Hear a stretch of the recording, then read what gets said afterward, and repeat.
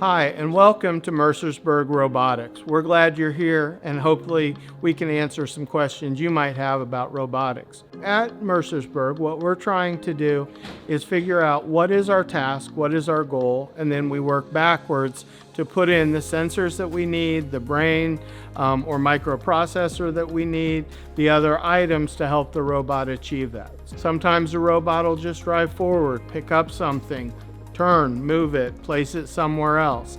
For example, we might have something like this where we're trying to put a ring up on a post. Any kind of manipulation that happens with the robot, the kids often carefully think about first how they're going to do it, then they build, then after that they're going to think about how can they refine it, how can they make it better. We call that iteration here at Mercersburg, and we require a lot of it. Kids are constantly working on new designs, trying new things. When we build a big robot for VEX, we're going to build the first robot. The builder turns it over to our driver and our programmer. They're going to work on that side, and then our builder is going to start the second robot. So we constantly have a pipeline of new robots coming in and out of the system.